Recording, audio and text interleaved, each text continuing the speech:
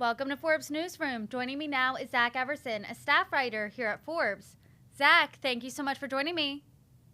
Thanks for having me on, Brittany. Good to see you. Of course, good to see you. Happy election night. As we are And to sitting, you. thank you. As we are sitting here right now, polls are starting to close on the East Coast. One place they've already closed is Georgia. So I want to specifically talk about one of the hottest races we've seen in this entire election cycle, which was the Georgia Senate race. So first, can you give us a little background on the controversy that was surrounding Republican Herschel Walker in the last weeks leading up to tonight? Sure. At the beginning of October, the Daily Beast had a bombshell story that Walker, who of course is pitching himself as a anti-abortion candidate, pro-life, had actually paid for and encouraged a girlfriend of his to have an abortion. And then there were a whole bunch of stories that came out after that he had encouraged other people. I went to the same girlfriend and asked her to get another one. And there was another woman who I believe came forward as well. And shortly after that story broke, I reached out to some pro-life groups that had supported Walker, asking if they would stand by their man in the light of this. And those were stories. And they said, the candidate has said they're not true. We stand by it. We believe he's the pro-life candidate. And then they criticized Raphael Warnock et al. And they backed it up. And up through the first month after that story broke, they combined to donate $1.1 million to Walker efforts. They were super PACs, so they were purchasing ads or campaigning on his behalf or against Warnock. And that's what we reported a week ago. And then things changed a little bit when I looked at something today. So expand on that. What changed? That would be the money's dried up. Going back to October 26th, none of these groups have reported spending any money on Walker. And which is very interesting. Women Speak Out, especially, is the super PAC that spent the most of the money, about $990,000, and it's still donating to other candidates. It's making donations, or not donations to candidates, but it's still spending money on behalf of candidates in swing states like Arizona, Ohio, Pennsylvania, but not a dime to Georgia, which I found to be very interesting. Reached out to the spokesperson there. Needless to say, election night at 8:15 p.m., you're not exactly going to get a response on something like this. But I did find it fascinating. I don't know if that means they've given up on Walker. They certainly still had other money to spend. Maybe they just prioritized other races. Maybe they figured, hey, Georgia's heading to a runoff anyways. Let's just hold our powder on this one. But it was a really interesting development there. So do you think this will have an impact on the election?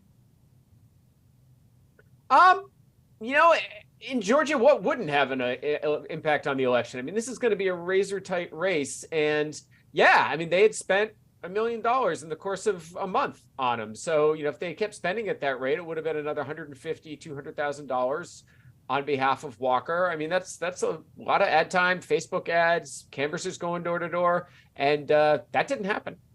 So in general, polls in this race particularly were neck and neck for a while. People are saying that this is one of the most consequential races of this midterm cycle.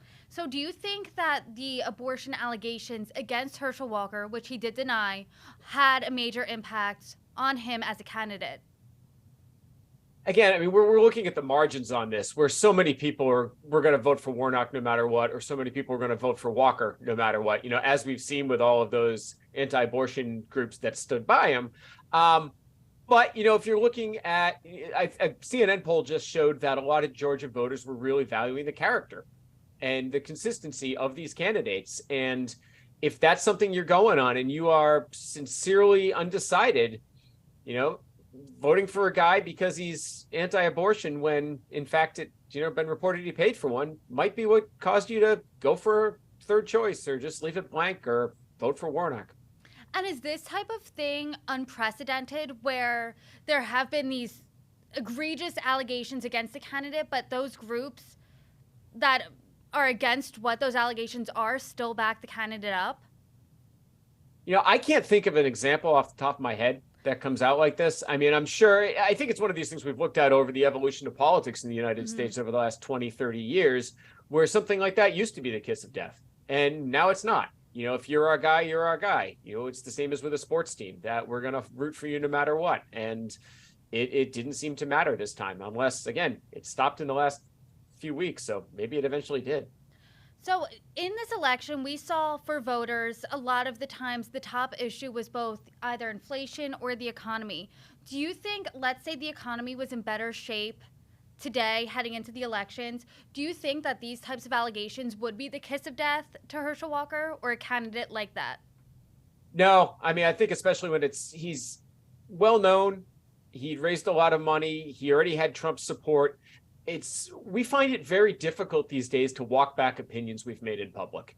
And I think a lot of that has to do with social media, that when you've been saying Herschel's my guy, and you've been posting it on Facebook, Twitter, or whatnot for months on end, all of a sudden when something like this happens, people have a hard time bringing it back. I mean, obviously his son being an exception to that, who famously, disavowed his father's candidacy. But I think that's part of the issue here, that, if it wasn't inflation, it would have been something else. It would have been crime. There'd be another big issue that would be up there. And I think you'd see his support about the same. And you mentioned that Herschel Walker did have Trump's backing and support. So how much in this election did you see Trump mattering? He's good for getting the base all rallied up, showing you that he's, the candidate's one of our guys. I don't know if that necessarily mattered so much with Walker, where there were certainly candidates in other jurisdictions, and especially in the primaries, who were just tripping all over themselves trying to get Trump's endorsement. Walker probably figured he had that in the bag. They've obviously known each other for ages, since the old USFL days. But Walker was also a good spender at Trump properties. I believe he over $100,000, I believe, last time I looked at it, is what his campaign spent at Trump properties. So, he's, whether Trump's good or not for him, not sure, but he was certainly good for Trump. Well, Zach Everson, thank you so much. Thank you.